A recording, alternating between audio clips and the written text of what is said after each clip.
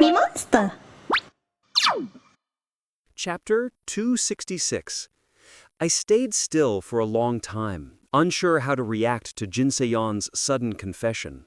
While I was pondering, Jin Se-yeon spoke first. It hasn't been that long since I found out about this. I pestered my friend over and over again. Over again? Oregon? Huh? My eyebrows furrowed at Jin Se-yeon's odd joke. She snickered and shook her head. I'm just kidding, sorry. So you heard from your friend? Yes. I stared at her face. Jin Se-yeon wasn't meant to be an important character in the original story. Despite being a master-rank hero, she had little screen time. Since I didn't write much about her background, the co-author could add whatever he wanted. Yoo Jin-hyuk was the only one who knew my past and might tell someone else. It seemed I guessed right, as Jin Se-yeon flinched slightly. As I thought, you knew. He's a well-known person. Well, to be honest, he didn't tell me much. I've known Jin-hyuk since we were young, so I could tell by his facial expressions. He can't hide things from me. Haha. Jin Se-yeon laughed, but then her expression turned bitter as she looked at me. I knew for a long time that there was a survivor of that incident. I investigated it myself. 2 years ago, I found out that you, Kim Hajin, might be that survivor, and I've wanted to meet you ever since. Of course, I had to confirm my suspicions first. Jin Se-yeon's serious voice filled the air. I stayed silent. My father died in the Kwang-o evacuation shelter. Yin Young-hwan, that was his name. He should have been the strongest and bravest hero. He died protecting the civilians in the shelter. Yin Young-hwan. He wasn't a character I wrote, but I knew his name from the diary Yu Yana showed me. I spoke curtly. And what are you getting at? Jin Se-yeon smiled, clearly prepared for this conversation. No matter how fake this world is, we can't just abandon it and run away. Just like how my father didn't escape from Kwang-o. I looked at my hand. The lines on my palm stretched out like a spider web. There's a quote from a book I really like. At that moment, Jin Se-yeon shared a quote from a book she once read. To confront what must be confronted. My eyes widened. In this world, Korean history was one of the most important subjects in school. The book Namhansan Fortress was a bestseller here. I think I've read that book before. It was the only memory I shared with the people of this world, a part of Earth recorded in my setting. I gave a bitter smile.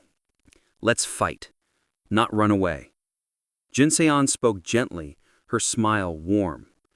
The next day, Eileen approached me while I was stretching. What beautiful weather. Eileen looked up at the sky with drowsy eyes.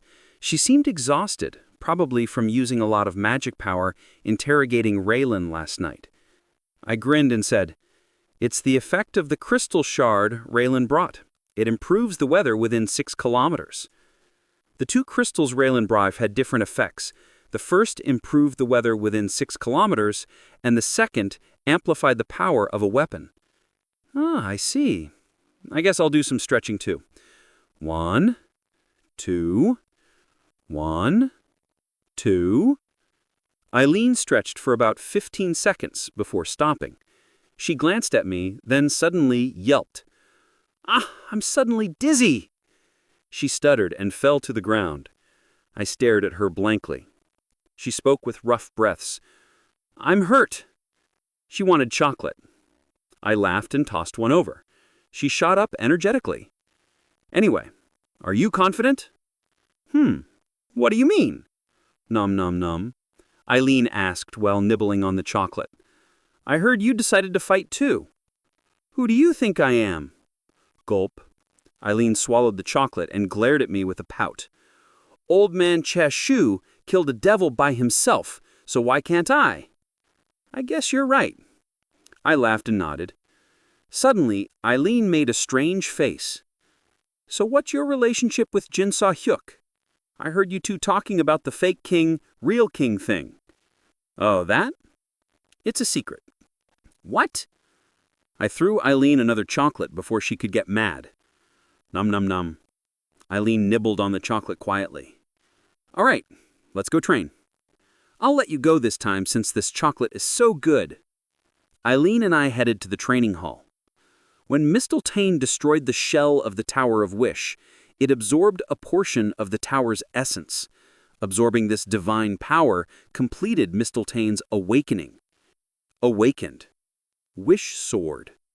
Wish Sword Pinnacle Grade. Composite Attribute, Fighting, Light, Holy. Sword Resonance. The ringing of the Holy Sword pierces the mind and shakes the heart. Sword Crest. The height of all swords. Can form sword key and sword reinforcement freely. Becomes one with the user. Stays by the user's side eternally. Divine Power Release. Can gather divine power around your sword and shoot it out. Mistletoe's final form, Wish Sword. It could form sword key and sword reinforcement without using magic power, and together with Kim Soo-ho's gift, Sword Saint, it could even cut space and time. However, Kim Soo-ho didn't reveal this sword to the higher-ups of the Hero Association. They questioned him about his games from the tower for a long time, but Kim Soo-ho only replied that he received 3 pieces of paper and a single item. The association heads didn't believe him. They even brought in an agent whose gift could detect lives. However, Kim Soo-ho cut the gift of the investigating agent, turning his lie into truth. Really? That's all you got from the tower? Yes. Even Yoon Sung-ah was flustered. She had looked forward to hearing what Kim Soo-ho gained from conquering the Tower of Wish. Since the tower wasn't destroyed, she hoped it would become Kim Soo-ho's possession. At the very least, she hoped he would get an infinite supply of entrance tickets. Oh, I see. Yoon Sung-ah nodded. The summon count sounded useful, though the word witch bothered her a bit. Soo-ho, can you write down your bank account? Yoon Yan-ah tapped her smartwatch and asked, Bank account? Why? Our guild put up a bounty on the tower. We're supposed to reward whoever conquered it. What? You put up a bounty? Wasn't that for your guild members only? No, we decided to give it to whoever conquered the tower. For the record, it's 10 billion won. It's fine, we don't need it. We're not that Wait, 10 what? 10 billion? Yoon Sung-ah's eyes widened. Yoo Yeon-ha smiled proudly and nodded. Yes, 10 billion won. Soo-ho can also ask for items worth 10 billion won. Yoon Sung-ah was speechless. Korean won was the most stable currency in the world. 10 billion won wasn't a small amount. You guys are that rich? Of course. Even the mansion I live in is worth tens of billions of won. Seeing Yoon Sung-ah had a loss for words, Yoo Yeon-ha furrowed her brows. Aren't you underestimating us too much? Including our subsidiary businesses, we make more in a month than Creator's Sacred Grace does in a year. Yoon Sung-ah had no choice but to stay quiet. Essence Dynamics, Essence Pharmacy, Essence University, Essence Foundation, and other subsidiaries of Essence of the Strait were indeed famous and only gaining more fame. Soo-ho, give her your bank info. Let's take the 10 billion. Yoon Sung-ah spoke dejectedly. Okay. Kim Soo-ho wrote down his bank account, then looked at Yoo Yeon-ha. So, his expression turned serious. He had many questions for her. Tell me about Hajin. I heard Orden kidnapped him. Kim Soo-ho's voice was filled with uncharacteristic rage. A Katrina continent. The battle preparations progressed smoothly. Plarian's soldiers and knights trained day and night, and we planned our strategy. Since Puharan was overcome with rage and fear, he wouldn't be able to discern traps. We decided to use that to our advantage. We spent the past 2 weeks digging a huge trap. Inside a hole big enough for Puharan's devalized body, we inscribed magic power strong enough to blow up any monster. Meanwhile, Plarian's king, Prihi, personally oversaw the cultivation of crops and livestock. Thanks to her efforts and encouragement, everyone regained trust in their king, and Plarian now felt more like a country. However, there wasn't much time. The devil is arriving. Kung, kung. On the night of the full moon, the footsteps of the devil who destroyed Schubert's territory echoed. Yes, I can see him. Civilians were evacuated to the farthest part of the city, while we went to the outskirts with Plarian soldiers and knights. We stood on the castle walls, staring into the darkness. A devil with a huge body and a bull-like head marched towards Plarian, radiating demonic energy. If we get through this, we'll grow stronger by another realm. We can do it. Jinsei-yan encouraged everyone. We can return home once this is over, right? Of course, don't worry. Seryung-ji and Yi Young-ha comforted each other. Was there really nothing going on between them? Quiet, you two. Stop crying all the time. He's coming. Get ready. With Eileen's annoyed grumbling and Shin Jung-hak's tense murmuring, everyone prepared for battle. I stared at the slowly approaching giant. The devil seemed to get bigger the closer he got. My heart pounded and fear struck me. Part of me wanted to run away. I took a deep breath and looked around. Divine Archer Jinsei-yan, Spirit Speech Master Eileen, Assassin Seryung-ji, Hellfire Yi Young-ha, Final Boss Jin Sa-hyuk, and Vegeta/Black Flame Dragon Shin Jung-hak. Since I also had the authority, Devil Hunter, I believe we could win. With a trembling heart, I took out my bullets. Synthesis. I used level 10 synthesis on the 300 sniper bullets I had, fusing 100 bullets into one to increase its destruction power. Then I added a Continental Fragment piece to the bullet. Continental Fragment piece. Crystal that maintains the recorded past. Amplifies the power of the weapon it is embedded in. The preparation was finished. I will make the first move. I climbed up to the watchtower and activated my ultimate skill, complete understanding of spirit power. Tss, tss. Crimson sparks crackled around my body. A sense of omnipotence surged up, along with a bottomless supply of energy. I transformed the Desert Eagle into a sniper rifle. It was time to apply various strengthening effects to the gun. I used random consolidation system on the bullet and gun, boosted my body's stats with every effect medicinal memory physique had, utilized ether and algorithm, used partial devolization on my right arm, poured 5 streaks of stigma into the bullet, and even used overclocking to boost stigma. Oh, overclocking used my life force to add additional streaks of stigma. The process twisted me in pain. Even so, I clenched my teeth and endured until the 6th and 7th streaks of stigma went into the bullet. Stigma surpassed its limits, and a visible aura erupted from the Desert Eagle. Magic power and spirit power swirled together, forming a huge whirlpool. This was the strongest attack I could muster. Goong! At that moment, the devil finally stepped on the trap. Tree roots and magma erupted, restraining the devil's movements. At the same time, Eileen activated Spirit Speech. A lightning bolt is going to strike down! Lightning flashed, stopping the devil for a moment. I aimed at the devil's vital point, his belly button. Although it was protected by a barrier of demonic energy, my anti-magic property I imbued in my bullet would pierce through it. There was no need to hesitate. Click. I pulled the trigger. In that instant, it felt like my soul was shooting out. A loud bang echoed. My body shot backward from the recoil, and the Desert Eagle's chamber burst. Quah! The bullet flew fiercely, spiraling forward with a torrent of energy. Even my eyes couldn't track its speed.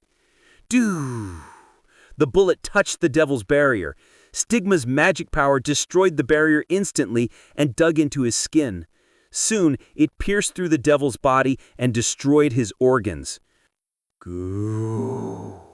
Wait, why did he suddenly fall? What happened? Eileen's voice rang out. She looked as shocked as I was. Kung. The devil collapsed completely, and a huge earthquake rumbled. The devil didn't move at all after falling. It seemed he was completely dead. The heck? Did he die? Eileen murmured quietly. She wasn't the only one surprised. Shin Jung-haku jumped down from the castle wall, Jin Se-yeon, who was ready to shoot her magic arrows, Yi Young-ha, who had his hellfire ready, and Jin Sa-hyuk, who was watching the whole thing. Everyone looked up at me in a daze. Then Jin Sa-hyuk jumped up to the watchtower. "Kim Hajin, you—" Jin Sa-hyuk was about to say something when her face changed in shock. She shouted, "Your eyes are bleeding!" I was about to ask what she meant when a cough escaped my mouth. Blood spurted out. My vision turned blurry. I staggered, feeling nauseous. "Hey! Snap into it!" Jin Se-hyuk held me up. I emptied my stomach as she supported me. Reddish-black blood and vomit poured out of my mouth. My eyes closed. The last thing I saw was the deep red, bloody vomit I spat out. "Kim Hajin!"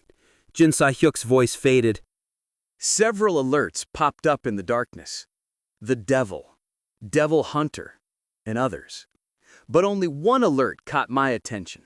You used 3 years of your lifespan through overclocking.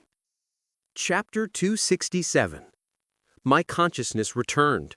I slowly opened my eyes. From the softness of the mattress beneath me, I realized I was lying in bed. Unread sentences hovered in my vision. New episode complete. You have succeeded in stopping the devil.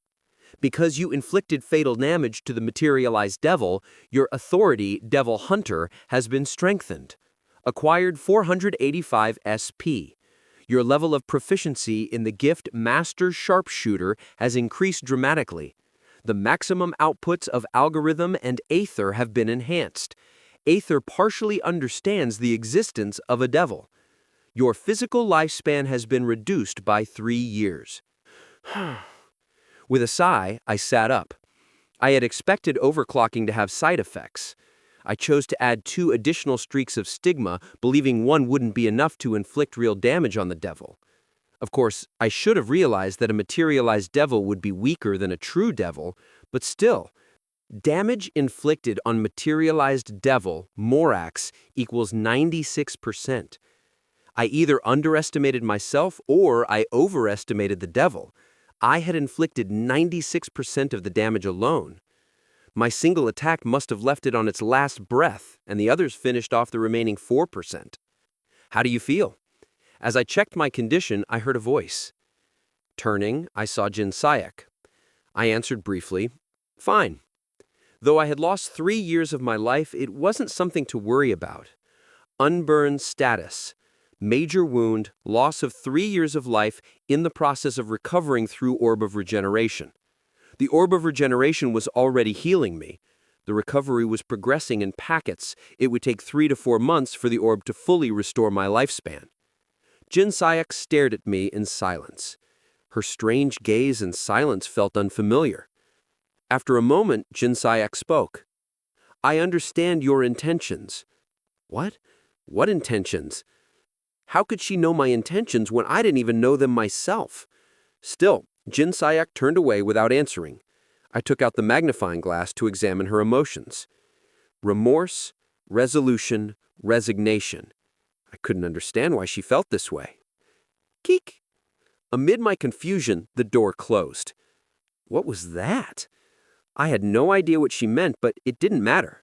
By defeating the devil, I claimed every reward from this arc, and I learned that I was much stronger than I thought. Clear rewards. List of rewards you'll naturally claim as you proceed.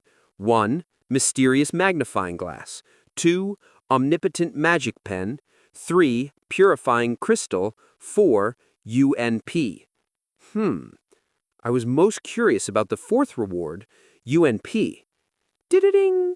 Suddenly, with a chime, a notification window appeared. Because you successfully completed this episode, you may ask me any one question. The question may also be a favor. I will grant it if it is within reason. What? My eyes widened. I'd never seen this kind of message before. These messages were clearly addressed to me by some unknown intelligent existence. What the? Who are you? Is that your question? Huh? Calm down, me. You need to stay calm. No, that's not it. I stared at the window, dazed. Was this the 4th reward, a chance to interact with the co-author? If so, what should I ask? Gulp. I tried to think of a question, but nothing came to mind. I came to my senses a moment later. This wasn't something I could decide right away. Later. I shook my head, refusing to rush. Whether it was a favor or a question, I would wait for a more decisive moment. I see. Thunk. Hey, hey! At that moment, the door burst open and several people rushed in. Not only Eileen, Jin Se-yeon, Yi Young-ha, and So Young-ji, but also Pri-hee and the knights. All of them looked surprised. What's up with you? You said the devil was super strong, but you killed him by yourself, Eileen shouted in a cheeky tone. Well, the devil was much weaker than I expected. Now I would have to spend hours explaining what happened. I smiled outwardly, but sighed inwardly. Orden's kingdom. Meanwhile, on Earth, the assassination plans were in progress. The Jinn split into teams and entered the Western Territory. Heroes, including those from the Association, entered the Eastern Territory. Behind this systematic collaboration was a secret pact between the two sides. Damn, there's a lot of monsters here. Tuck, tuck. Chek Chung-jung shook his hands, and Kung, dozens of monsters fell from the sky. That Monster King really lives up to his name. He's got tons of monster followers. They were in the innermost underground tunnel just outside Orden's kingdom. Among all the teams, the Chameleon Troop was doing the best. Droon, how far are we from Orden? Boss asked Droon as she tore apart monsters. Droon closed his eyes and measured. 6 km, I think. Then, woo! I see something interesting going on here. A loud voice rang from behind. Boss turned. Wicked was there. Wicked, who had lost all her executives, came with only 4 or 5 subordinates. They were more a clique than a gang. Wicked? Boss quickly understood why Wicked was here. She was probably too afraid to be with the other Jinns. It would be risky for her to be near big-time evils like Terror and Dread without her executives. It's great to see you again. The reason I came here is... Boss, someone's coming this way. Droon interrupted Wicked. Boss immediately activated Yasha transformation. Her body turned black. At the same time, a whirlwind of enormous speed rushed toward them from the darkness. Boss knew who this wind belonged to. Kuru-kuru. The faint buzzing of an insect echoed through the tunnel. Boss's face twisted into a frown. Orden was not her main target. The one she wanted to kill most was the damned insect who once took the life of her comrade. And right now, that same insect was headed her way. Boss moved to greet him as a true Yasha. Recorded past Akatrina. With all external threats gone, Platarian quickly prospered. People from all over the country flocked to the capital, and Platarian's population now exceeded 50,000. Food shortages were easily solved with the help of random dice and crystal shards. The job market and economy stabilized, and the country was back on its feet. Today is the last day. We were walking around the central plaza inspecting the city one last time.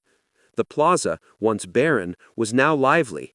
The landscape was filled with ponds, trees, shrubs, and people. It is regrettable that we have to leave. Jin Se-yeon muttered bitterly. It is, I replied, looking around. Our trip to Akatrina was unexpected, but we gained much from it. Shinjung Hak's growth, Jin Sayek's change, information on Kim Chun-dong's life, and a faint clue about my own existence. But we can't stay here forever. We have to hurry back. Who knows how many years have passed in the outside world? Eileen remarked. She was not yet aware of the time difference between here and the outside. Well then, let's go. We got up from the bench and headed to the royal palace. The civilians were too busy with their lives to notice us. That was a good sign. Together, we entered the royal palace. Pri-hee was in the royal garden, watching the flowers with Jin Se-hyuk. Pri-hee noticed our return but seemed reluctant to approach. She probably sensed that today was our farewell. I approached Pri-hee with a smile.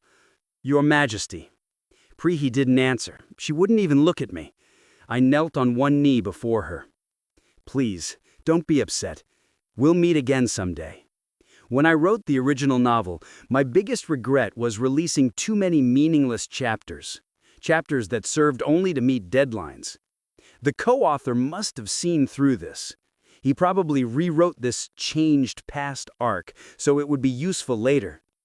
Is that true? Will we really meet again? Prehi asked, her voice a mix of doubt and hope. Of course, I don't lie.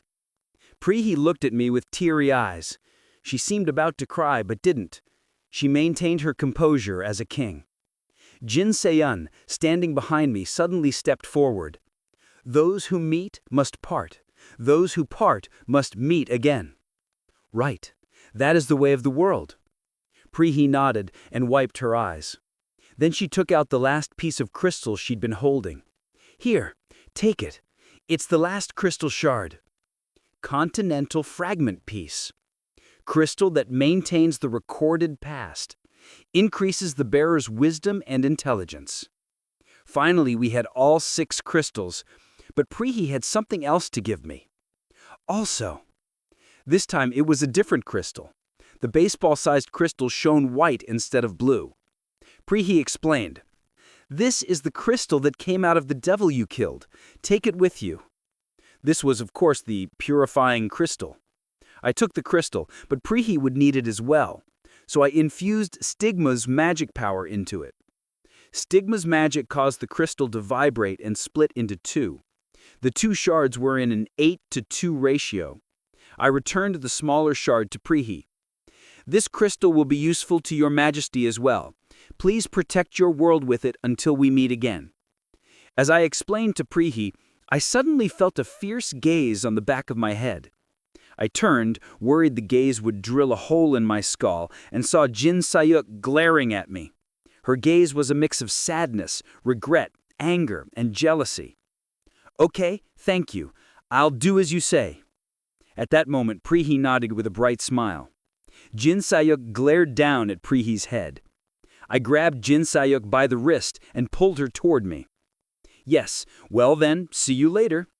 I said goodbye as I brought the 6 shards together. By then, Prehi and the knights were already surrounding us. The knights bid us farewell with respect. Thank you for everything. It has been an honor to work with you. The lie that we were priests had long been revealed. We answered with big smiles. It's been an honor for us as well. I bowed. At that moment, Prehi whispered to Jin Se-yuk in a very small voice, "I'm not going to become you." She might have meant to insult Jin Se-yuk, but Jin Se-yuk looked at Prehi in surprise. Prehi returned a mysterious smile. "Now go.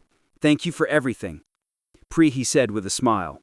"Yeah, well, it's been a pretty interesting experience for us too," Aileen replied. Despite her calm tone, she looked about to cry, her nose as red as a tomato.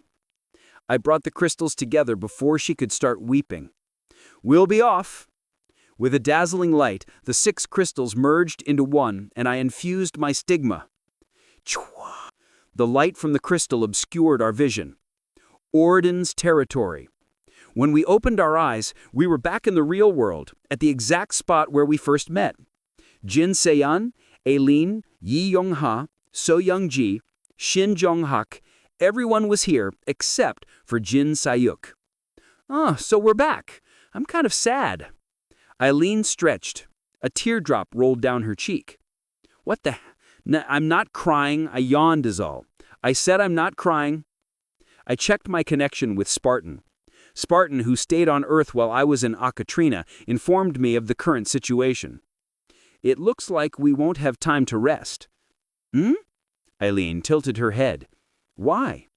"Because the Jin's Orden assassination mission is currently underway. The Heroes Association joined them as well." With a bitter smile, I tapped my smartwatch. "Seriously?" "Yes. Please, follow." As I was about to set off, I noticed something on the ground. It was a gem sparkling with rainbow colors. "What's this?" I bent down and picked it up. Tower Seed. Seed containing the changed world of Akatrina. Ah, so there was a trick in the narrative. I smiled. Question mark, question mark, question mark. The 4th reward of the chapter. I thought it referred to the chance to ask a question to the co-author. But in truth, this seed was the real 4th reward. Tens of thousands of people would continue their lives in the fake world within this tower seed. If we planted the seed, the world of Akatrina would rise like a tower. So what are we going to do now? That kid Jin Sayuk is already gone. As I was just about to get sentimental over Akatrina, Eileen hurried me. Give me a minute. I have one more thing left to do. First, I tried to create a new gift. According to Spartan, Kim Soo-ho finally cleared the tower, so the SP needed to create this gift should have decreased. Buster Call. Intermediate rank. Summon. Using Stigma's magic power, summon from the Tower of Wish vassals who swore loyalty to Kim Hajin or his possessions. You need 8,000 SP to create Buster Call. Would you like to save? The price had dropped from 30,000 SP to 8,000 SP. It was more than fair. I clicked yes without hesitation. And immediately, a huge accumulation of luck erupts. Maybe all your misfortunes have been for this moment. Your gift, Buster Call, has been increased to high intermediate rank. Your luck doesn't end here. Your gift, Buster Call, has been increased to high rank. In addition, you'll receive a portion of the SP you spent on gift creation back. Golden fireworks exploded before my eyes. Orden's Kingdom, Underground Prison. Kim Soo-ho entered the underground prison with Yun Sung-ah. Their mission was to rescue the hostages held captive here. Breaking in was easy since Yun Sung-ah had memorized the kingdom's layout.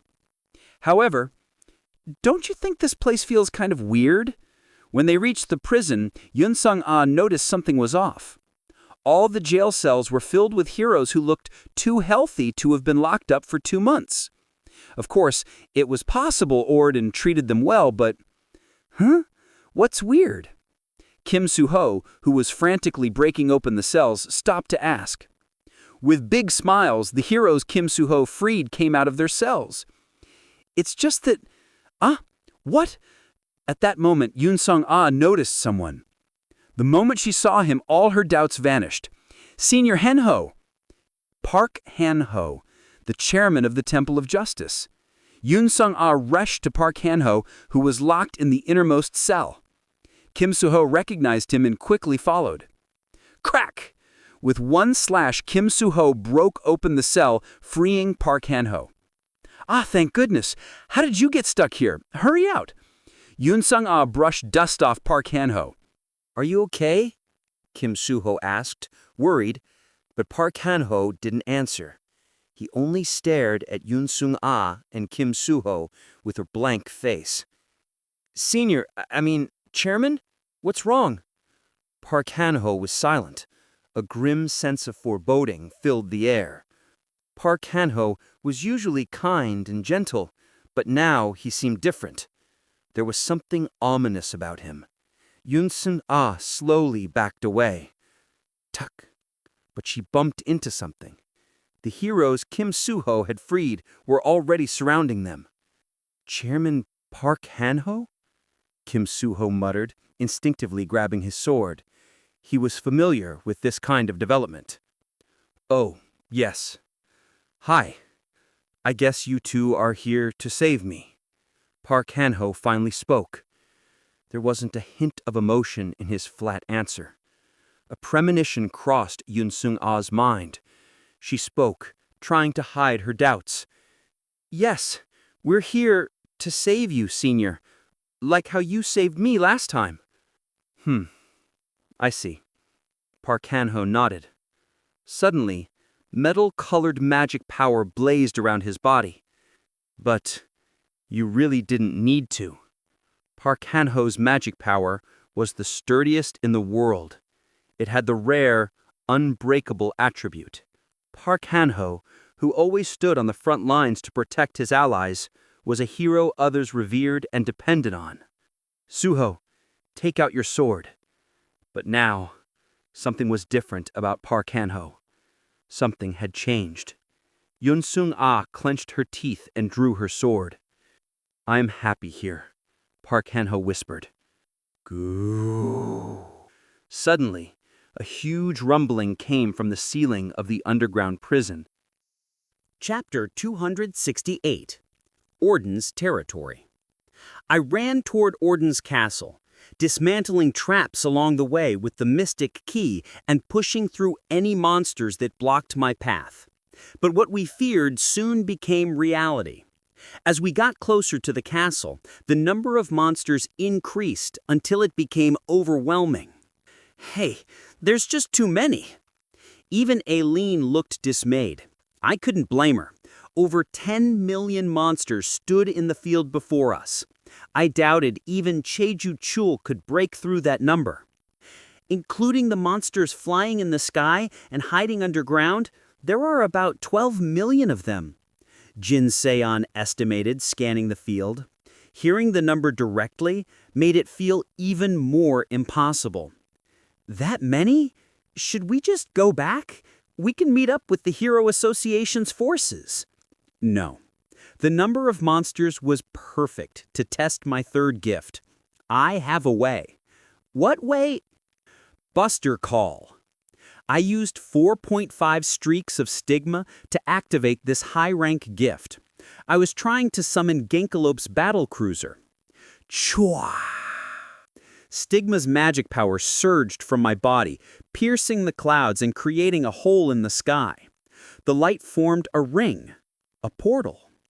Ooh, ugh. My head and chest hurt, but I wasn't worried since the summoning was already complete. Goo! A fierce wind blew from the portal. Dirt rose from the ground as a massive object appeared through the opening. Everyone fell silent. Descending from the sky was Genkalope's battle cruiser, a product of transcendental magic engineering found only inside the Tower of Wish. Earth's current technology couldn't build even a tiny part of this ship. Genkalope's battle cruiser has been summoned through your gift Buster Call.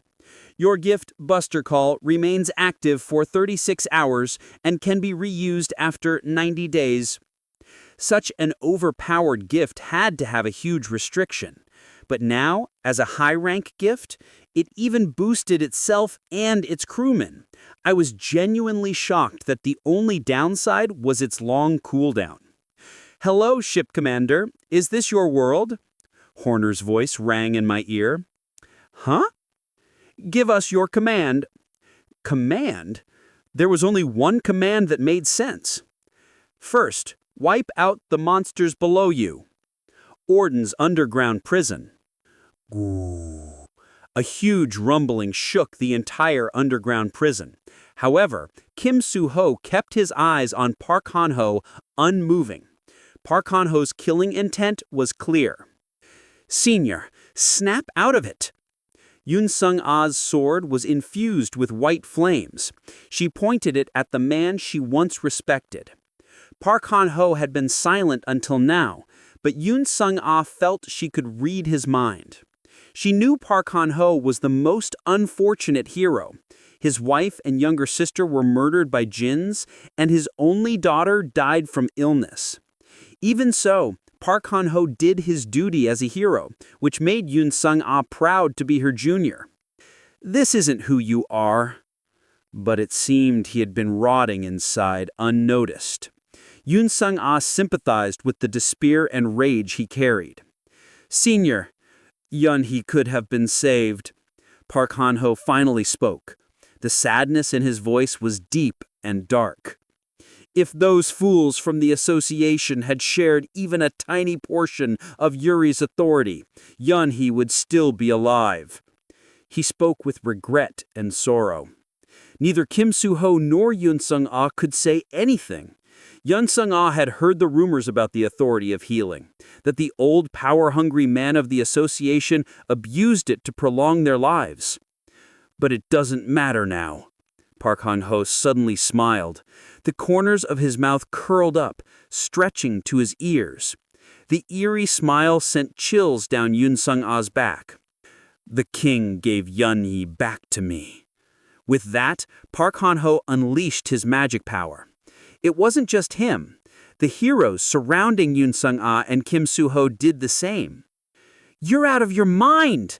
Yoon Sung-ah shouted, stepping back. Suho, we're going to die if we don't kill them. Yes. Just as Kim Soo-ho and Yoon Sung-ah were about to fight, Kong, Kong, a bigger rumbling shook the prison, but they ignored it, focusing on the enemies before them. Clang, clang. Swords clashed, sparks flying. However, the fight didn't last long. Ching! After about 10 minutes, just as Kim Soo-ho was about to cut through Park Han-ho's unbreakable magic power, jing! A laser sound rang out and a circular hole appeared in the ceiling. An entrance was created, and dozens of soldiers dropped down. They all wore power armor with Genkalope written across it. By ship commander's orders, we will suppress all who wish to harm you two. With a single sentence, Genkalope soldiers entered the fray, protecting Kim Soo-ho and Yoon Sung-ah. They moved quickly, as expected from elite soldiers. Jing! Magic-powered lasers joined the fight. The outcome was easy to predict. Meanwhile, near the trap called the Room of Foolishness, a large-scale battle was underway. Stay in your positions. Be careful not to get surrounded. We can get through this if we stay sharp and alert. Essence of the Strait's high-rank Grade 1 hero Kim Young-jin shouted. He had entered Orden's territory as the leader of a 20-member team, including Rachel, Chae Na-yeon, Yi Ji-yeon, and Yo-hae. Kyak! Rachel, protect me! Don't let your supporter die! High intermediate rank Grade 1 supporter Yi Ji-yeon yelped as a high intermediate rank monster charged at her. Fiery! Rachel sent her fire element to protect Yi Ji-yeon. Fiery's fire blast scorched the monster. Hot! Immediately after, Chae Na-yeon's sword slashed down, her magic power elongating the blade to 10 meters. Tsk. But even with Chae Na-yeon's powerful attacks, the team was being overwhelmed by the sheer number of monsters. Ugh, why are there so many of you? Chae Na-yeon bellowed, drawing even more monsters to her. Woo! She swung her claymore, a crescent-shaped sword strike cutting down dozens of monsters. Know your place, you damned fools! Then suddenly, Kong, Kong! A huge monster appeared with its footsteps heavy. Quang, quang! It stood 30 meters tall, with a horn protruding from each of its two heads, and wielded a massive club. It was a twin-headed ogre, one of the trickier high-rank monsters. Judging by its black skin, it was from an elite breed, at least Grade 3. Human, I will eat you! The ogre screamed in human language. Everyone's jaws dropped in shock. A humanoid monster. By now, everyone knew what that meant. Be careful, it's a humanoid monster, Kim Young-jin muttered seriously. Then, goo! The sky suddenly darkened and a giant flying object descended from the clouds. Fierce wind blew from the pressure. What the? Wait, isn't that? Chae Na-yeon shouted. Staring at the object, she wasn't alone. The team, all elites from the Tower of Wish, recognized it. That's Genkalope vessel. The object looked just like Genkalope's battle cruiser. The team stared up in shock and awe. Vuong! At that moment, the ogre swung its club at the battlecruiser. The heck are you? But the ogre couldn't finish its sentence. The battlecruiser's starlight cannon instantly vaporized it. Central Asia.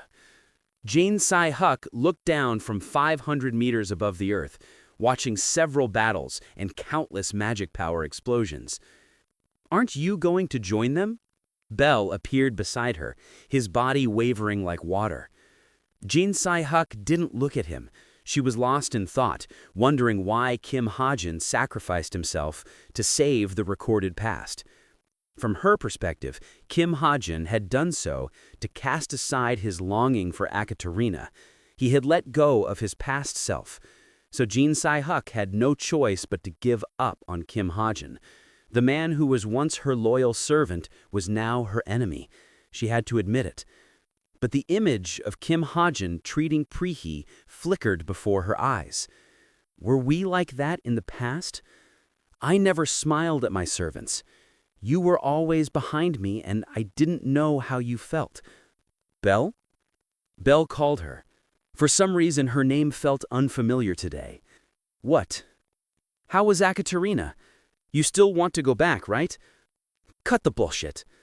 Jinsai-huk swore to herself again. She would return to her homeland, even if death awaited her, even if there was no hope in that world. She no longer had the confidence to live in the same world as Kim Hajin. Humiliation and defeat, pain and agony, regret and sorrow. Those were the feelings Kim Hajin left in her heart. As long as he wished to stay on Earth, Jinsai-huk would do her best to live in a world without him, because she knew she would only be a target of regret and resentment to him. Belle. Jinsai-huk called Belle in a serious tone. You said the end is near. Belle nodded. Yep, it's soon. You've heard of Baal, right? He can open the dimensional gate. Right, Baal. Jinsai-huk was familiar with the name. Belle had always told her to kill him and make a trade with Baal to return to her world. When can I meet this Baal? I don't know, but I'm sure he'll appear sooner or later. Jinsai-huk didn't like Belle's vague answer. Where is he now? Who knows? Baal is everywhere. For all I know, he could be next to you at this very moment. Jinsai-huk ignored Belle's joke. Belle grinned and looked up at the sky. Just wait a little bit. Once he descends, you'll meet him if you even don't want to. Just as Belle finished speaking, a giant portal, well over 100 meters in diameter, appeared in the sky. What's that? Jinsai-huk furrowed her brows, staring at the portal. With a fierce tempest, a ship-like object crashed through space. A huge body and a pair of wings stretched wide. Jinsai-huk recognized the monstrosity created by magic engineering. Genkelope battlecruiser. After appearing out of nowhere, the battlecruiser opened its hangar and fired its cannons. Magic-powered lasers blasted down, cannonballs exploded, and fighter jets shot out. Ah, looks like Kim Hajin summoned it. What? He can do all kinds of strange things. Is this his ultimate skill? How interesting. Jinsai-huk's face twisted. When did he learn something like this? Boom, boom, boom. The battlecruiser rained fire on the monsters. Orden's monsters stood no chance against the ultimate fruit of magic engineering. At first, the battlecruiser attacked only Orden's monsters. Wait, a wanted criminal has been spotted on the east side. Suddenly, Jinsai-huk heard a familiar voice. A foreboding overcame her. East side? A wanted criminal on the east side. Wait, I see her too. Everyone, change target. Ship commander's mortal enemy is over there. Whoosh. The fighter jets changed course, heading straight for her. Hey, wait! Of course, she knew this was no coincidence. She was the wanted criminal they were talking about. Capture her! Feeling wronged, Jinsai-huk cursed out loud. Fuck me. Why me? The fighter jets had already locked onto her. Belle was long gone. Damn it! With no other choice, Jinsai-huk began to run. Chapter 269. When he opened his eyes, his first thought was that the sky was blue. This thought was both instinctual and not, born from perception and intelligence alike. The monster stared at the sky in a daze. The blue sky was beautiful, but this first thought didn't feel like a revelation. The monster couldn't tell if the idea of a blue sky was a legacy of the past or something discovered today. And so, the monster struggled within the swamp of his own mind. His intelligence overturned his instinct and dominated his body. The question of his own existence could not be easily resolved. Grrr. Amidst the confusion, the monster heard a low growl from another monster. It was clearly a sign of hostility. A second thought arose in his mind at the moment of their first encounter. Who is the monster facing the monster? Is the monster agonizing over his existence a monster or not? In the end, Orden was an existence of hollowness. No one could understand Orden, the first monster born with intelligence. He wasn't human, so he couldn't become part of human society. But his intelligence deterred him from living as a monster. To be born with intelligence in the land of monsters inevitably led to pain. But Orden never ceased to think, even in the midst of hollowness. He broadened his perception and trained his intelligence. He never stopped questioning his sense of self, his existence, his life, his identity, his emotions, his values. However, the more he tried to understand his origin, the more hollow he felt. He realized his hollowness couldn't be destroyed. So, he naturally turned to humans. Orden searched for the answer to his existence in humans. He studied them and their behaviors. Just as humans lived freely and naturally, Orden too wanted to feel comfortable with his own existence. Then, did Orden understand humans now? Orden could ingest humans and give birth to monsters with intelligence, like himself. He could have conversations with the monsters he created. And even though that was fun, it was not perpetual. And in the end, he always realized his curiosity couldn't be satisfied. Orden wanted an answer. As intelligence originally belonged to humans, he assumed humans were the key to the answer he'd been looking for. Orden wanted to destroy humanity for that exact reason. The answer would reveal itself most dramatically at the moment of humanity's extinction. In the end, Orden's goal was neither conquest nor rule over humans. His desire was not physical. He only wished to understand himself. Orden, as the king of monsters, sought to understand humans and, naturally, himself. Thoughts of the past continued to linger. Tuck, tuck. Suddenly, the sound of small footsteps interrupted Orden's train of thought. Orden opened his eyes to discover a small child in front of him, a girl who had already died once. Orden had ingested the body of the dead girl, reconstructed her within himself, and let her out of his mouth. That was how this child came to live again. Of course, she was not the same as before. "What are you doing here?" Orden asked. The frightened child answered, "Daddy told me to hide. He said this place is the safest." By Daddy, she meant Park Han-ho, the most useful human out of all those he'd convinced to swear loyalty to him. Orden announced coldly, "Go back to your father." But the child didn't budge. He couldn't tell if she was scared or not. Orden looked down at the child with slight discontent. The child opened her mouth as if she had something to say, only to hesitate. Impatience got the better of the king. "If you have something you'd like to say it." It's just that Daddy is fighting right now. Can you help him? I don't like it when Daddy is hurt." She made a bold request. A small laugh escaped Orden's mouth, and he immediately wondered why he had laughed. Orden lightly rubbed the tip of his mouth. His lips curved into a twisted smile. The child smiled back at him. Her smile left Orden even more confused. "Hey, you little rascal!" Suddenly, one of Orden's servants showed up. He hurried towards the girl, snatched her wrist, and bowed down to the king. "I apologize. Come here, stupid human." By then, Orden was already standing. "No." Still confused about the reason for his smile, Orden continued, "She's right. It's time for me to step up." The Monster King's voice descended gravely. "I shall personally punish those who defile my land." A mysterious beam of light from the battlecruiser lifted us up to the vessel. We were now inside the ship, with the whole view of the interior before our eyes. "This is Genkalope's most powerful battleship. It can sustain the weight of up to 9,000 passengers and carries about 400 fighter jets, Horner explained.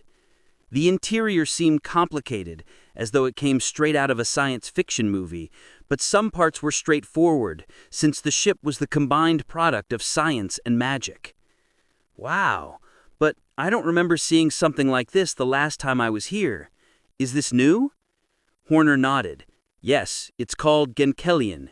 It's an ultimate weapon created by Genkalope's AI, Genkago, and ship commanders TP. Ultimate weapon? Yes, Horner smiled. We plan to take back our homeland someday using this ship. Oh, I quickly understood. The tower arc had ended, but so long as the Tower of Wish persisted, the world inside the tower would persist as well. The 15th floor, through indefinite development, was now the most profitable floor in the Tower of Wish. With further advancement of technology, it won't be long before they recapture their homeland, the fallen Genkalope. More importantly, how are things looking down below? I asked. Horner pulled up a video in the air. Well, there are a lot of monsters.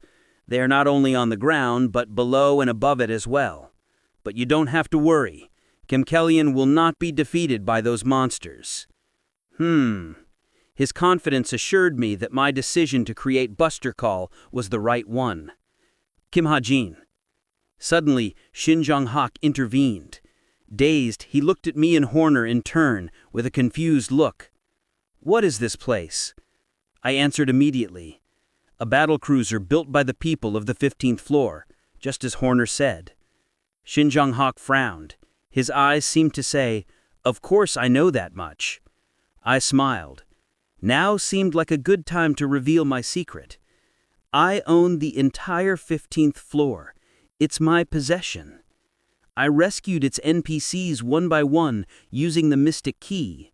I was the one who acquired Gempago, the AI that oversaw the development of the 15th floor, through my negotiation with the 7th floor administrator. I also invested a lavish amount of TP. That was all to become the owner of the 15th floor. You own the 15th floor? Not only Shin Jong-hak, but also Eileen, Jin Se-yun, So Young-ji, and Yi Hung-ha dropped their jaws in shock. To be fair, the 15th floor must have been a fantasy world laced with magical technologies to them. They apparently had never even considered the possibility that it belonged to someone. Yeah, but let's talk about that some other time. I turned my gaze to the video again and saw a group of fighter jets moving frantically. What's that? Dozens of fighter jets were chasing someone. This person flying in the sky looked awfully familiar. Right, it was Jin Se-hak. This is the last straw. Get lost or I'll kill you all. Jin Se-hak shouted as she continued to run away from the fighter jets. Horner called somewhere to check and returned with an explanation. Oh, I think she's the criminal you talked about the other day. Get lost before I kill you. Jin Se-hak aimed her spears at the fighter jets, but the jets, with 50% spec boosts, moved like the wind and easily evaded her attacks. The pilots scoffed and fired their lasers. You crazy bastards! That stings! Arg, that stings! I made a small smile as I watched Jin Se-hak swear. Just let her go. Pardon? She's all right now. You don't have to be so hard on her. Yes, understood. Horner ordered the fighter jets to halt, which they promptly did. Next, as I was about to give out the next order, Orden suddenly appeared on the roof of his palace, standing firmly in the center of the spire. He looked like a slightly big human on the outside, one that resembled a lion. Qua. Orden started to gather magic power around his hands. The flow of magic power was clearly unordinary. At the point of congregation, a magnificent beam of light stretched out, sucking in the nearby air currents along with magic power. That looks dangerous, I thought, when suddenly I received a notification about a change in the story setting. Problem: the main boss of the third arc dies too easily. Solution: increased Orden's strength, 9.9 over 9.9. I was lost for words. Potential? 9.9? This meant he was equally as powerful as a god. Horner, is it possible to bring in all allies on the ground? Horner answered gravely, Yes, of course. Portals are always ready to be used. Then please bring them in right now. We need to get out of here. We're no match for him. I wasn't sure what Orden was planning to do, but I knew we'd all die if we stayed here. Co-author. Yes, sir. Horner nodded and dispatched emergency portals. Ching! Beams of light stretched out from the battlecruiser and pulled the heroes and Genklope crew members on the ground into the vessel. The fighter jets also returned to the hangar. I ordered Spartan to take care of the chameleon trope. At Spartan's current level of growth, using the authority of teleportation was a piece of cake. Activate interstellar migration device. We escaped before Orden's magic power exploded through the interstellar migration device, a magical device that possessed the ability to fold dimensions, enabling its users to move through a vast amount of space in one instant. Gwah! Just as the explosion that started at the hands of Orden was about to turn the world upside down, the battlecruiser disappeared from Africa and reappeared in Korea the next day at Yu Yunye's mansion. The Association and Gen Association failed to defeat Orden and retreated. Orden had become much more powerful than in the original, and his strength shocked the public. The Association learned the hard way that a large-scale head-on attack was not a good way to deal with Orden. As a result, the media had begun to discuss the possibility of the fall of mankind. Meanwhile, I came to visit Yu Yunya with Yoon Sung-ah and Kim Soo-ho by my side. The two looked pale, still shocked by whatever it was that they saw. You can tell me now, what did you see? It seemed that Yu Yunya was just as irritated as I was, and she pressed the duo to speak. Yoon Sung-ah slowly raised her head. With a deep sigh, she proceeded to speak. She came back to life. Came back to life? Who did? Yoon Sung-ah hesitated to answer. Yu Yunya and I folded our arms and waited for her to speak again. The words that came out of her mouth the next moment were shocking. Senior Hano's daughter? Huh? Who? This time I asked back in shock. Park Hano's daughter should have died, and even in this world, reviving the dead was impossible. What does that mean? It means exactly what it means. Senior Hano's daughter is alive, in human form. I remember visiting her when she was in the hospital, and I also went to her funeral. Yet, Yoon Sung-ah continued to explain. When they went to rescue the hostages, they discovered Park Hano had betrayed humans. As she fought Park Hano alongside Genklope's soldiers, she saw Park Hano's daughter curled up on a bed in the corner of the room, trembling. Before long, however, the girl ran away, and Yoon Sung-ah, while still dazed by what she saw, was hit by Park Hano's shield in the head and fainted. I have no idea what's going on, but Yoon-hee's face... Yoon Sung-ah buried her hands in her hands. Kim Soo-ho wasn't any better. I watched them for a while before getting up. I signaled Yu Yunya to follow me, and she did. What is it? Yu Yunya asked. I took a deep breath. It seemed now was the right time to gather the 9 stars. I have a favor to ask you. A favor? So suddenly? Yeah, we can't deal with this situation on our own. We need help from the old generation. Huh? By old generation, you mean... The old generation saved the world in the past, and the new generation led the present. But I couldn't say that the old generation was replaced. They were too powerful. In the present era, only Kim Soo-ho, Jin Sa-hak, and perhaps Eileen and Chae Na-yoon would be a match for the old generation, and that was only after they complete their future training. Yu Yunya muttered in a daze. Are you talking about the 9 stars? Right, the 9 stars. Orden's strength was well beyond my imagination. Orden wasn't our only concern. There wasn't much time left. It would be too late if we contacted the 9 stars after the Devil's Descent. You're joking, right? Yu Yunya was dumbfounded. Even for me, something like that's... Just fetch me their locations and I'll do the talking. Oh, I already know where Heinkus is, so don't bother about him. I replied as I prepared to leave, but Yu Yunya blocked my way. Where are you going? You haven't told me about the 15th floor and also about that battle cruiser in the sky. Just what is that? I mean, that... Her tongue got twisted trying to speak quickly. Yu Yunya let out a dry cough and glared at me.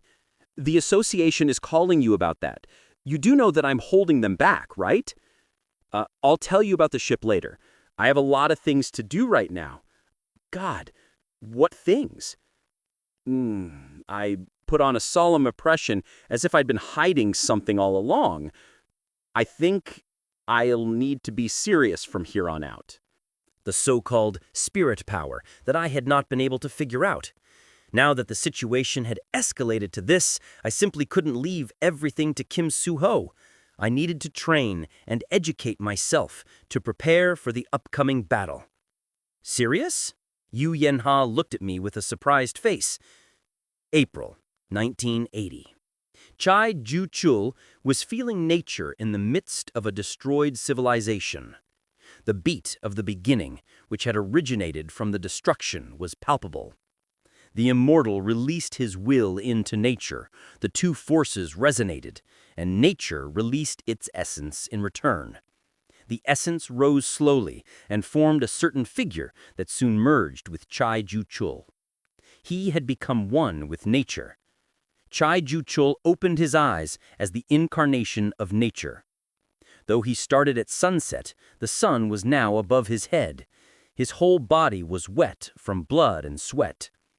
He had neither noticed the passage of time nor the toll on his body. Now one with the surrounding greens, Chai Ju-chul absorbed his magic power back inside. Kwong! The magic power exploded violently from within, penetrating his blood vessels. Chai Ju-chul raised himself. His body was tinged with a turquoise color. Swish! Chai Ju-chul spread his folding fan. The essence of nature blazed up from the fan, swirling up into the air. Suddenly, it turned into a huge typhoon that engulfed the surroundings. A huge fire flared up within the typhoon. The harmony of wind and fire was breathtaking. It was a natural phenomenon beyond human grasp. Such disasters occurred in succession. Red, green, and gray gathered together to form a scene of destruction. All was a grand display of his gift, multicolored immortality. It hasn't withered. At that moment, a gentle voice flowed through the storm into the ears of Chai Ju-chul. Chai Ju-chul turned around. Just as he guessed from the voice, Shin Myung-chul, the owner of Seoul and the strongest man of the present era, was standing there. Chai Ju-chul stared at him in silence. "I meant this flower, not you." Shin Myung-chul smiled and fiddled with the flower that had fallen on the side of the road. Chai Ju-chul blocked the flow of magic power. His body that was assimilated with nature was reduced to that of a man once more. "Your power is amazing, but don't overwork yourself." Shin Myung-chul spoke, but Chai Ju-chul did not answer. He didn't think Shin Myung-chul was here to meddle with his training. He wasn't crafty like that, only easygoing and lazy. With a smile, Shin Myung-chul plunked himself down on the ground. "It's funny. Usually people who love nature are described as sentimental, but the one person most in touch with nature is completely insensitive." The one person most in touch with nature. Chai Ju-chul knew that Shin Myung-chul was referring to him. Naturally, he answered with indifference. Because nature doesn't have feelings. Nature just comes and goes without demanding empathy or rejecting destruction. That was a very Chai Ju-chul-like answer. Shin Myung-chul gave a small smile. "You will become a pillar one day." Chai Ju-chul also smiled, but only awkwardly as he tried to imitate Shin Myung-chul. Shin Myung-chul's expression turned solemn again and asked Chai Ju-chul, "By the way, when are you coming back? Seoul needs you now." Chai Ju-chul shook his head. Now was not the right time. He planned to return only after he learned to control his powers more naturally. "I see." Shin Myung-chul nodded and rose from his seat. "I won't bother you. Send me a letter after you get back." Chai Ju-chul watched Shin Myung-chul leave. Shin Myung-chul was always so leisurely and elegant. Every time he looked at him, a corner of his heart throbbed. But Chai-Ju-Chul couldn't put a label on his emotion. Was it envy, or jealousy, or maybe even hatred? He couldn't tell. Chai-Ju-Chul chose to turn his mind to training. He closed his eyes again and became one with nature, a little better in sync this time. 1 day, 2 days, 4 days, at last 2 years had passed. Chai-Ju-Chul now understood his gift perfectly.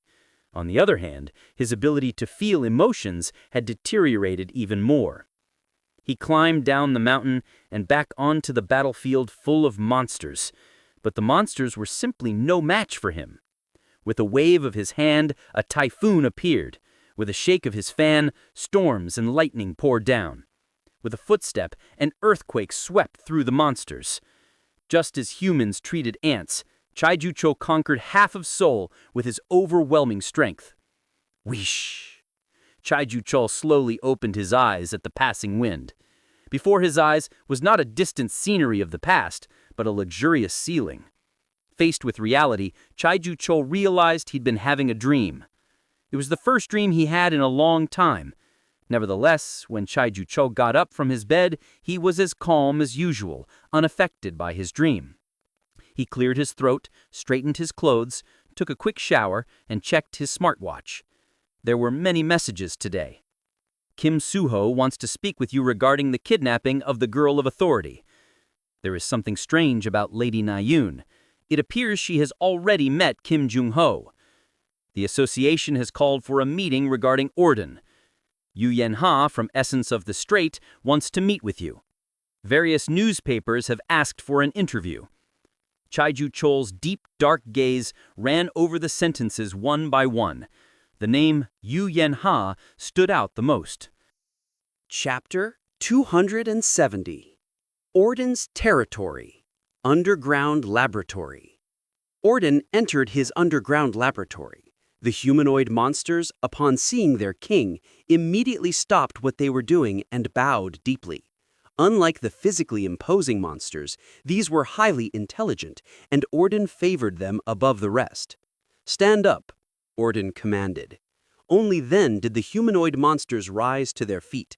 Orden surveyed the lab, his gaze settling on a large egg-shaped capsule among the various pieces of equipment. This capsule was a medical device used to heal humanoid monsters injured in the recent battle against humans.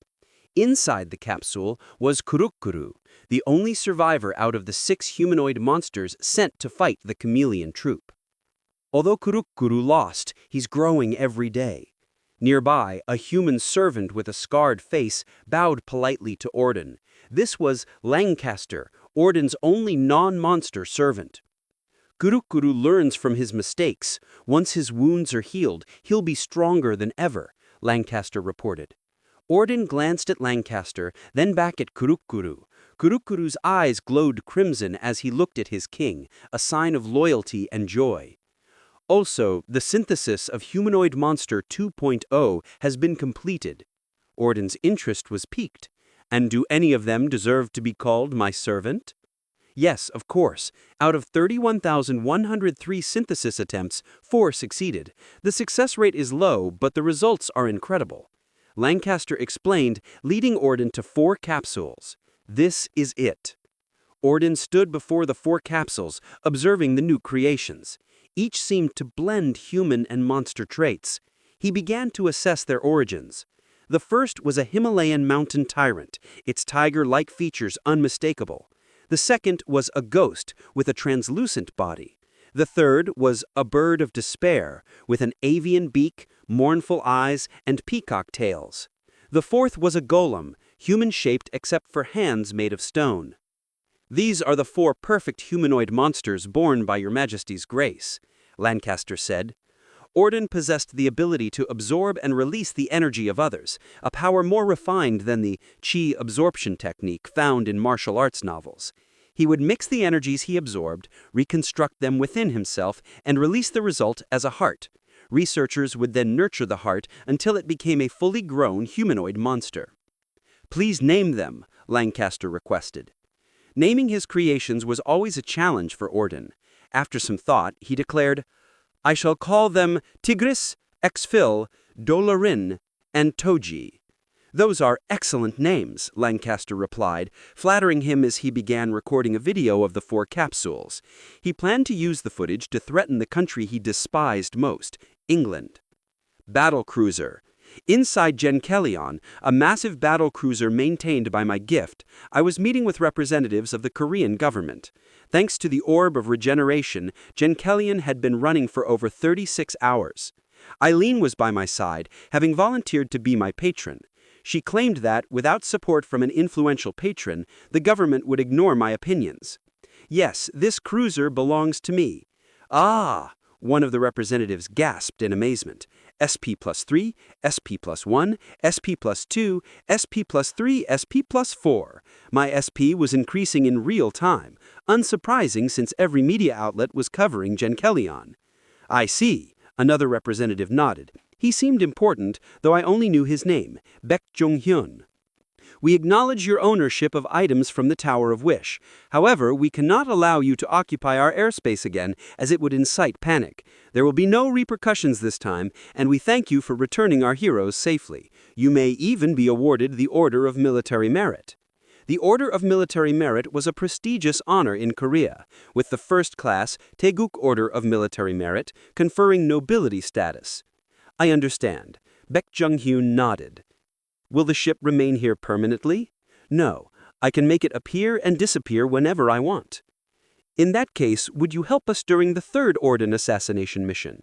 Baek Jung-hyun asked briskly. I was caught off guard by the word third. This arc should have ended with the 2nd mission. Yes, I can help, but I don't think we need a large team. I replied carefully. Apparently, Orden's explosion had wiped out all the monsters on the ground, so we only needed a small group of elite heroes to go straight to Orden's palace. Yes, we agree, but there's disagreement about the team's size and standards. We can't infiltrate Orden's base without getting past his powerful humanoid monsters, but victory is hard with a small team. Eileen cut in. Yeah, whatever. So what exactly is he getting? First, we're offering a bounty for the heads of the humanoid monsters. Bounty? Yes, 100 billion won and an artifact per head. Baek Jung-hyun said, shaking his head. But who would walk into the jaws of death? No, not that. Eileen frowned. You have to give him something for what he's already done. Hundreds of heroes are alive thanks to him. Eileen's sharp cry was especially dependable today. Yes, you're right. I almost forgot.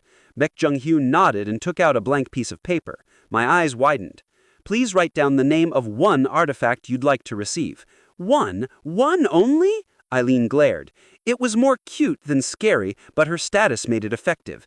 Many is fine. Please write down everything you want. Really? I thought for a moment, but nothing came to mind. I wasn't the type to fight with artifacts. Wait, an idea struck me. Why not get something to use with synthesis? I wrote down Napoleon's musket, an artifact from the French Museum, thinking it might be useful combined with the Desert Eagle. Is this okay? Baek Jung-hyun studied the paper, then nodded. I believe it will be possible. Really? Wouldn't that cause a diplomatic problem?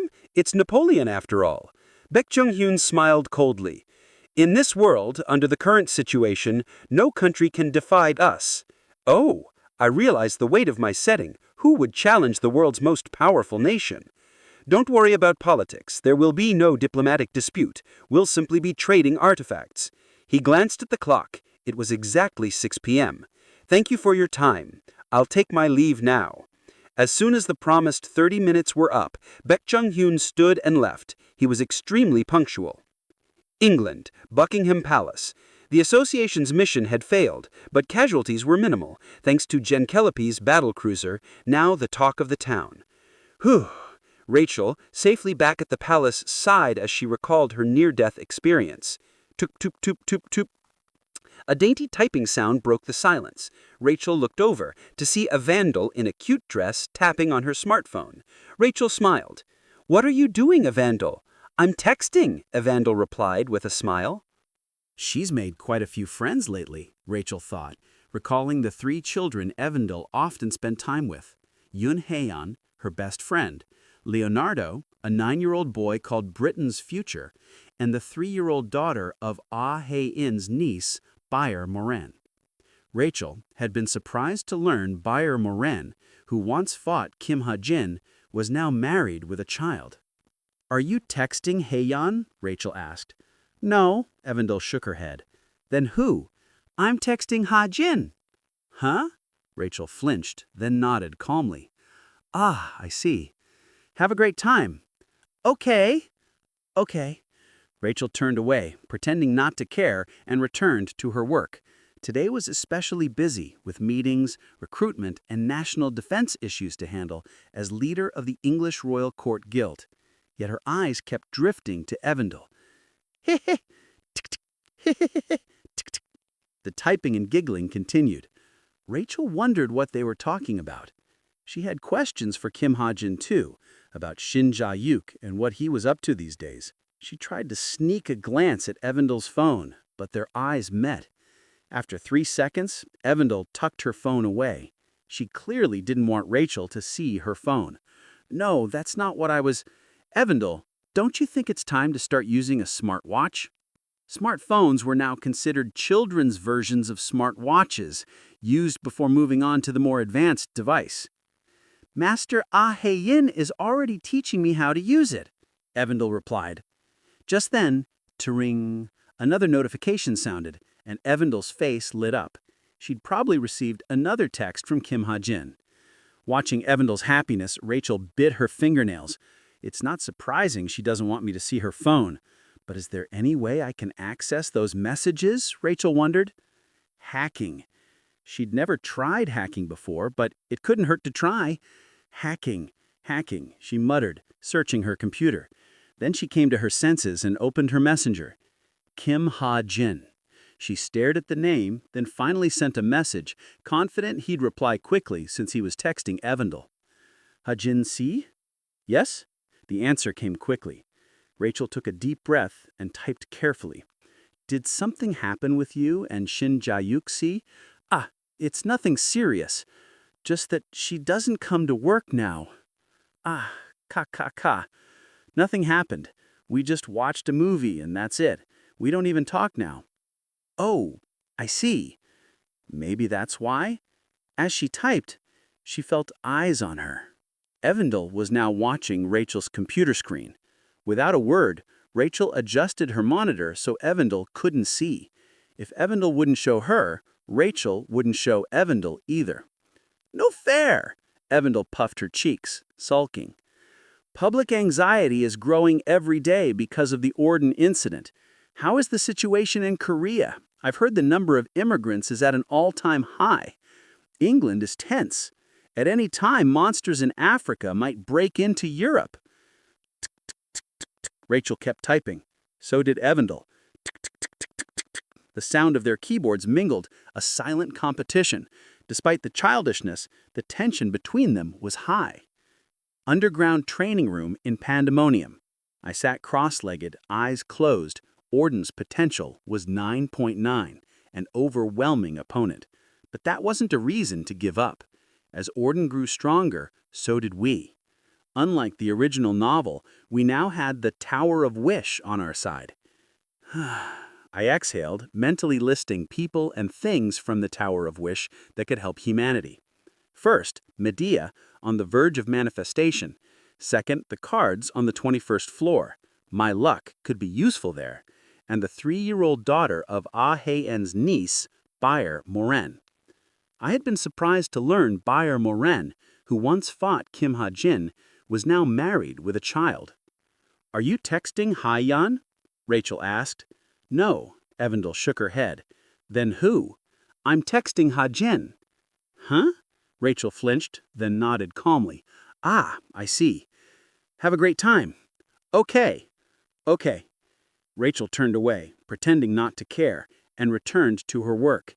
Today was especially busy, with meetings, recruitment, and national defense issues to handle as leader of the English Royal Court Guild. Yet her eyes kept drifting to Evendel. "Heh-heh, tick-tick, heh-heh, tick-tick." The typing and giggling continued. Rachel wondered what they were talking about. She had questions for Kim Hajin too, about Shin Ja-yuk and what he was up to these days. She tried to sneak a glance at Evendel's phone, but their eyes met. After 3 seconds, Evandel tucked her phone away. She clearly didn't want Rachel to see her phone. No, that's not what I was... Evandel, don't you think it's time to start using a smartwatch? Smartphones were now considered children's versions of smartwatches used before moving on to the more advanced device. Master Hajin is already teaching me how to use it, Evandel replied. Just then, tring, another notification sounded, and Evandel's face lit up.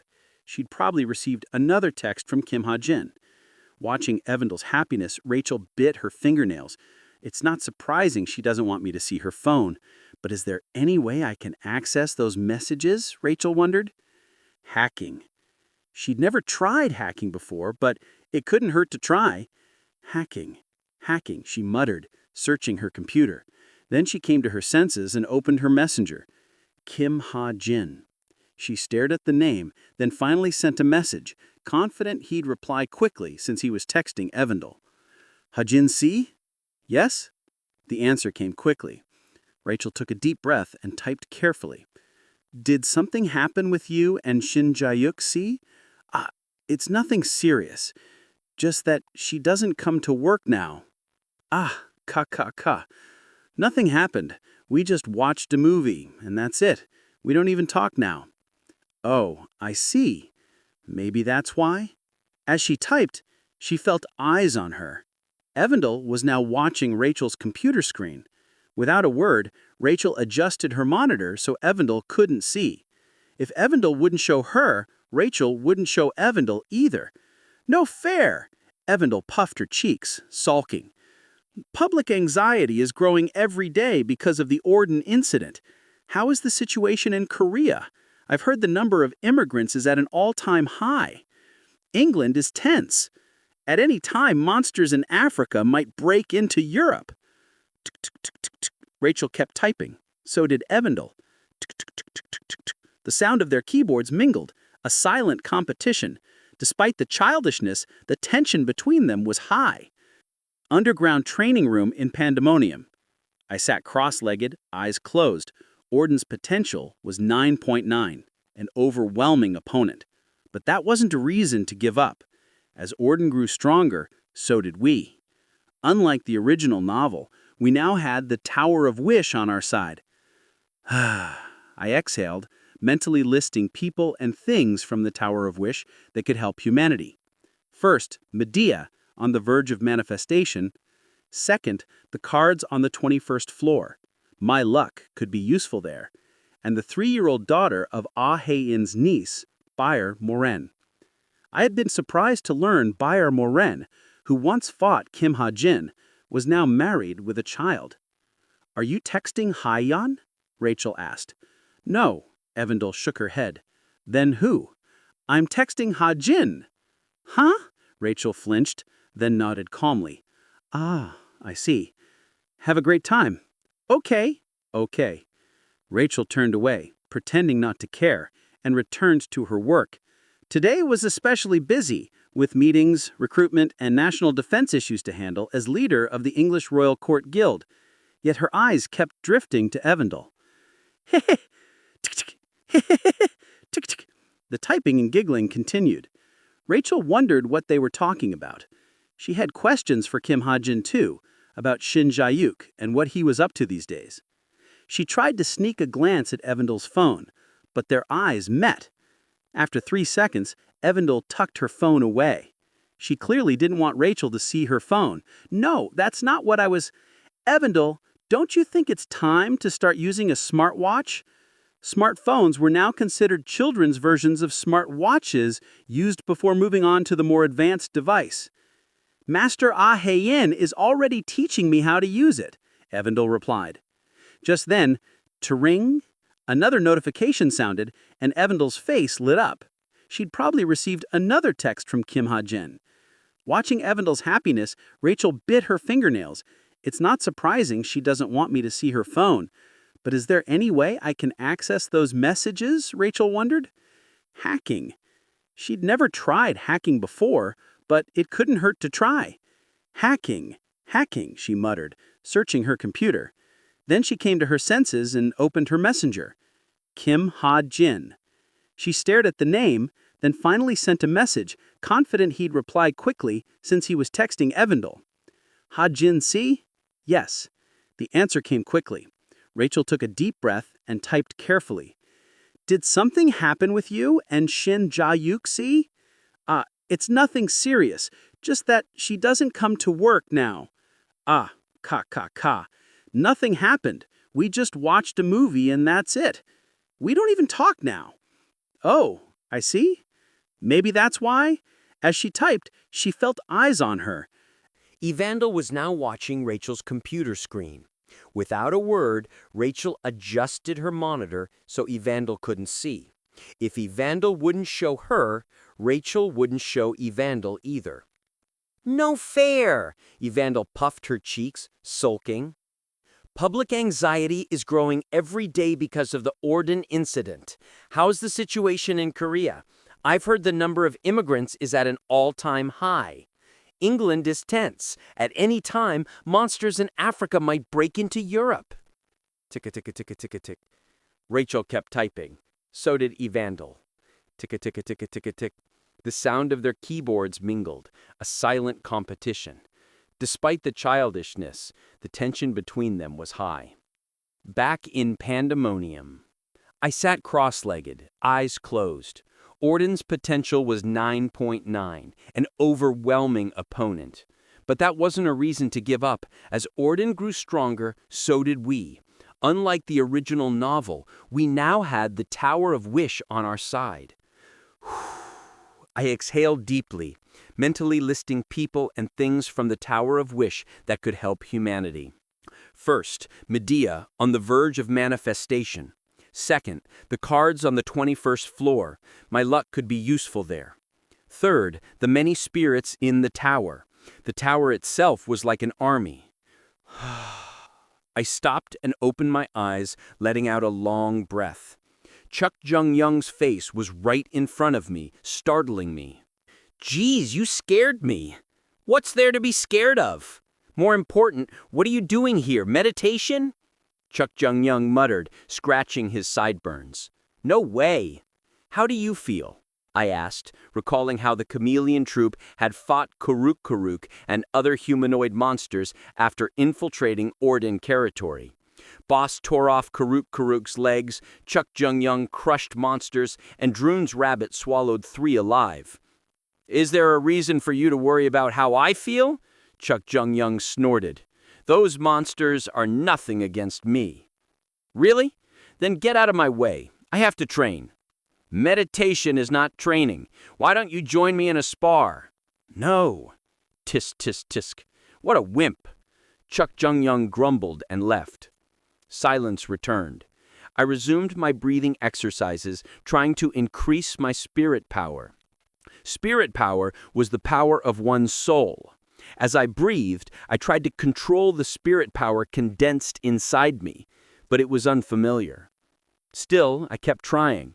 Even with complete understanding of spirit power as my ultimate skill, I needed to learn the basics to use it effectively. There was just one problem. I have no idea how this works. After 10 minutes, I sprawled on the floor. The breathing exercise wasn't working, and I didn't know what else to try. This wasn't how I did things. Unlike the main character, I relied on modifying the setting to get through problems. Improvement through effort wasn't how it worked for extras like me. Did that mean I had no room left for improvement because of my flawed way of living? No, wait. No! I shook my head and sat up. Why was I trying so hard? I'd always gotten through tough situations by modifying the setting. I could still do that. 6,083 SP. I'd accumulated a lot of SP thanks to the Orden incident. No need to hesitate. I opened the Arts tab. Arts, 2 of 3. Parkour, charming voice. Stupid charming voice. Just seeing it brought back bad memories. Anyway, I decided to add a third art. Third art. Exuberant spirit power utilization technique, intermediate rank. 2,500 SP will be used. Would you like to save? An intermediate art cost 2,500 SP. I pressed save without hesitation. Saving. Wait a minute. Again, a huge accumulation of luck erupts. What a lucky man you are. Congratulations. Your art has been increased to high rank. Thanks to my luck, my art upgraded from intermediate to high rank. Instantly, a flood of ideas filled my head. How to harness spirit power, use creative spirit skills, all of it. Kim Hajin, boss appeared, sweaty from training. You don't look good. Are you stuck? Her question made my eyes sparkle. My head was bursting with ideas to try. Boss, stand still. Stand? Yeah, I want to try something out. While Boss tilted her head in confusion, I jumped to my feet and redirected my spirit power from my body to my brain. Thank you for listening. If you enjoyed this story, don't forget to subscribe, comment, and like the video. Have a suggestion? Let me know in the comments.